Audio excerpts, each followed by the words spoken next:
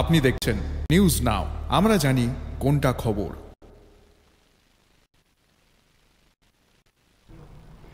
জীবনাবসান হল রাজ্যের বরিষ্ঠ সাংবাদিক তথা সম্পাদক প্রদীপ দত্ত ভৌমিকের।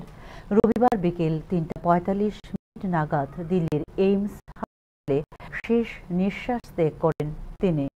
গত কয়েকদিন আগে শারীরিক অসুস্থতাজনিত কারণে দিল্লির এইমস হাসপাতালে ভর্তি হয়েছিলেন প্রদীপ দত্ত ভৌমিক। গত প্রায় ৭২ ঘণ্টা ধরে ভেন্টিলেশনে ছিলেন প্রদীপ দত্ত ভৌমিক। রাজ্যের প্রভাতী দৈনিক সংবাদ পত্রিকার বার্তা সম্পাদক হিসেবে দীর্ঘদিন দায়িত্ব পালন করেছেন প্রদীপ দত্ত ভৌমিক। তাঁর মৃত্যুতে শোক প্রকাশ করেছেন মুখ্যমন্ত্রী ডক্টর মানিক সাহা। বেশ কিছুদিন ধরে দিল্লির এইমস-এ চিকিৎসাধীন ছিলেন তিনি। তার এবং তাঁর পরিবারের সঙ্গে নিয়মিত যোগাযোগ রাখছিলাম আমি। আনুমানিক দুপুর ৩:৪৫ সমস্ত চিকিৎসার প্রচেষ্টাকে ব্যর্থ করে পরলোক করেন তিনি বলে নিজের সামাজিক মাধ্যমে জানিয়েছেন মুখ্যমন্ত্রী ডক্টর মানিক সাহা।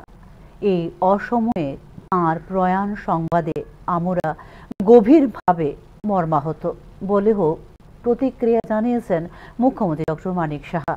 তার প্রয়াণে শোকস্তব্ধ রাজ্যের সংবাদ জগৎ। সোমবার রাজ্যে আনা হবে প্রদীপ দত্ত ভৌমিকের মরদেহ।